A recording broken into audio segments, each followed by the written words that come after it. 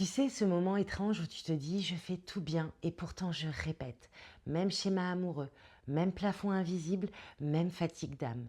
Ce n'est pas de la malchance, non surtout pas. Ce n'est pas un manque de volonté, c'est bien souvent une loyauté invisible. Invisible mais pas imaginaire. Alors c'est quoi une loyauté invisible?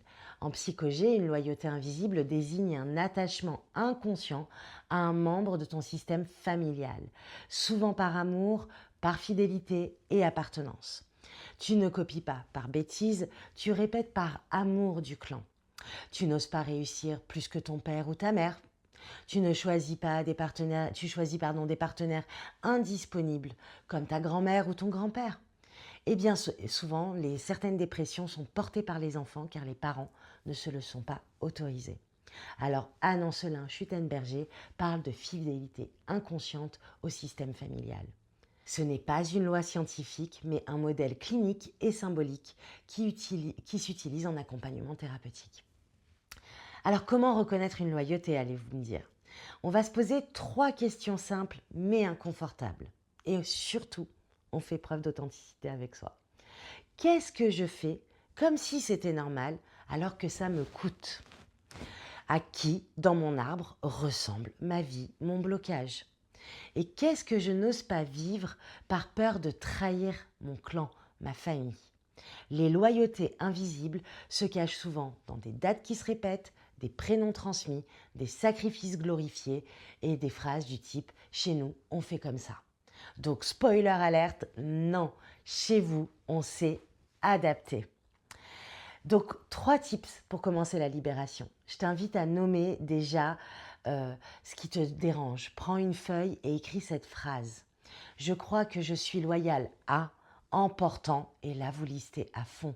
Vous nommez sans accuser, mais c'est rendre visible, c'est honorer la souffrance de votre ancêtre. La mise en mots est un levier central en thérapie narrative et systémique.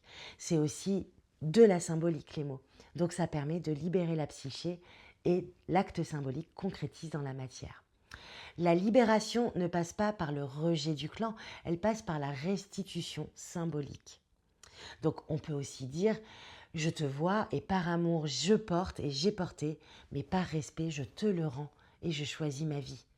C'est simple, mais l'idée est vraiment de remettre du sens sur les blocages. Alors, on ne supprime pas une loyauté, on la transforme. Alors, avec amour et non par la colère et la rancune. La libération ne passe pas par le rejet du clan, elle passe par la restitution symbolique. Alors, on peut dire, une fois qu'on a défini la personne, par amour, j'ai porté pour toi, mais par respect, je te le rends.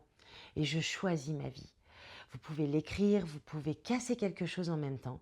C'est pas de la magie, ça s'appelle des actes symboliques qui fonctionnent entre la psyché et l'énergie universelle. Puis vous pouvez aussi créer une nouvelle loyauté. On ne supprime pas la loyauté, on la transforme.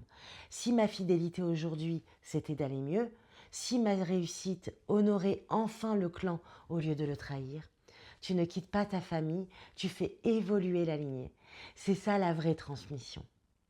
Une loyauté, l'en libérer, ce n'est pas renier ses racines, c'est arrêter de saigner à leur place, d'aimer ton histoire sans t'y enchaîner. Et parfois, le plus bel hommage que tu peux faire à tes ancêtres, c'est d'oser, enfin, libérer la lignée.